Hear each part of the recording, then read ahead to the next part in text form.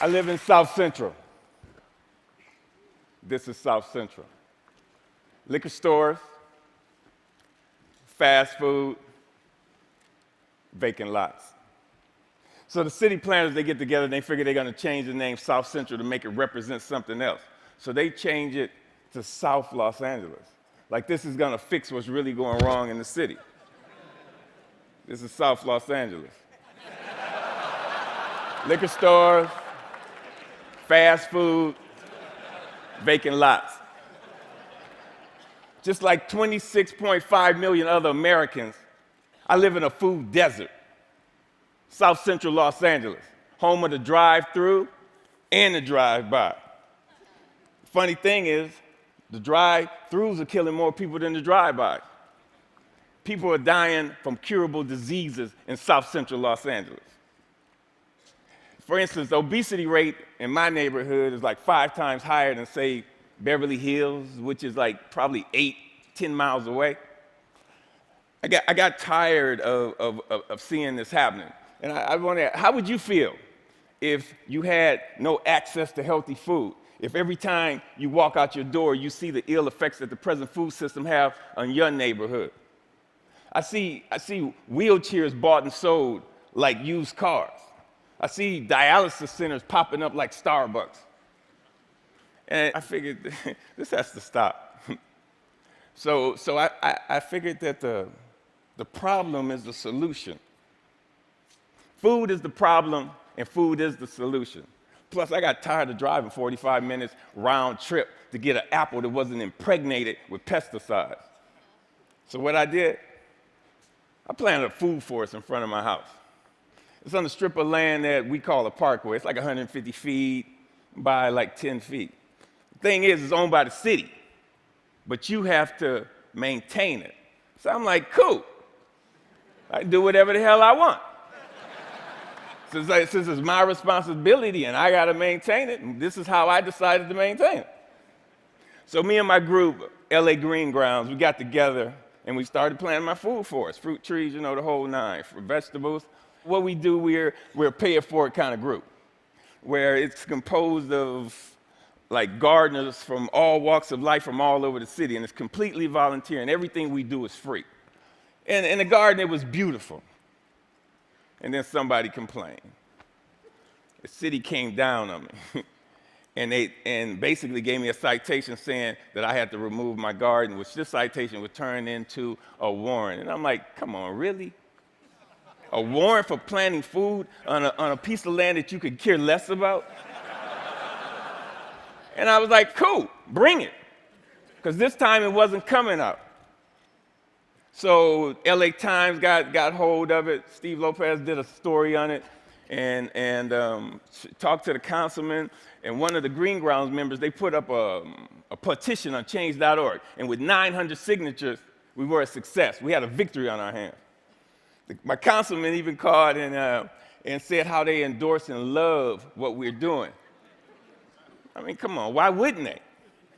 LA leads the United States in vacant lots that the city actually owns. They own 26 square miles of vacant lots. That's 20 Central Parks. That's enough space to plant 725 million tomato plants. Why in the hell would they not okay this? Growing one plant will give you 1,000, 10,000 seeds. Okay. When $1 worth of green beans will give you like $75 worth of produce. It's my gospel. I'm telling people, grow your own food. Growing your own food is like printing your own money. Thank you. See, I have a legacy in South Central. I grew up there. I raised my sons there. And I refuse to be a part of this manufactured reality that was manufactured for me by some other people, and I manufactured my own reality. See, I'm an artist. Gardening is my graffiti. I grow my art. Just like a graffiti artist, where they beautify walls, I beautify lawns, parkways. I use the garden, the soil, like it's a piece of cloth. And the plants and the trees, that's my embellishment for that cloth. You'd be surprised what the soil could do if you let it be your canvas. You just couldn't imagine how amazing a sunflower is and how it affects people. So what happened? I have witnessed my garden become a tool for the education, a tool for the transformation of my neighborhood. To change the community, you have to change the composition of the soil. We are the soil. You'd be surprised how kids are affected by this. Gardening is the most therapeutic and defiant act you can do, especially in the inner city. Plus, you get strawberries.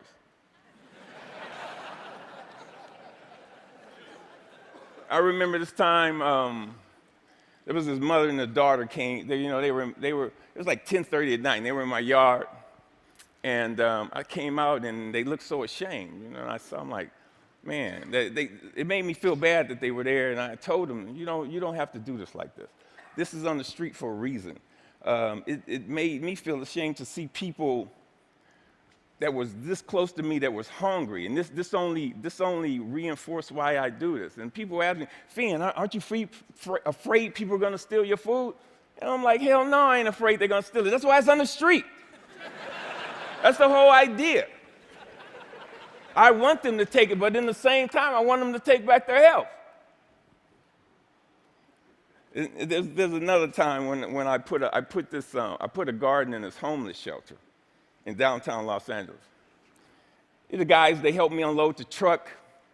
It was cool. They just shared the stories about how this affected them and how they used to plant with their mother and their grandmother. And it was just cool to see how this changed them if it was only for that one moment. So Green Grounds has gone on to plant maybe like 20 gardens. We've had like 50 people come to our dig-ins and participate in this, all volunteers. If kids grow kale, kids eat kale. If they grow tomatoes, they eat tomatoes.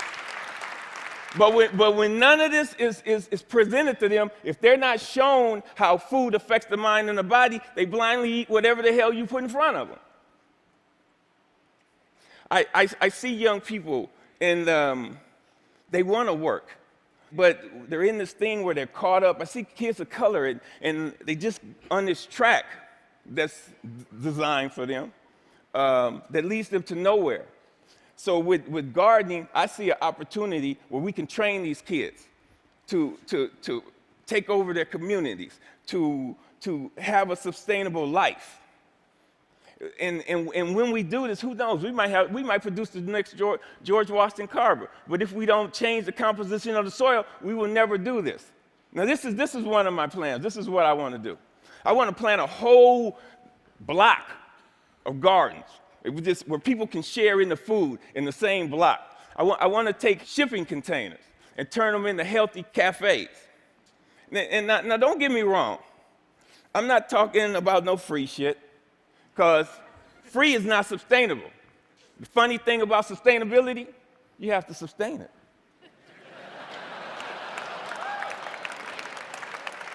What I'm talking about is putting people to work and getting kids off the street and letting them know the joy, the pride, and the honor in growing your own food. Opening farmers markets. So what I want to do here, we got to make this sexy. So I want us all to become ecolutionary, renegades, gangsters, gangster gardeners. We got to we got to flip the script on what a gangster is. If you ain't a gardener, you ain't gangster. Get gangster with your shovel, okay? And let that be your weapon of choice. So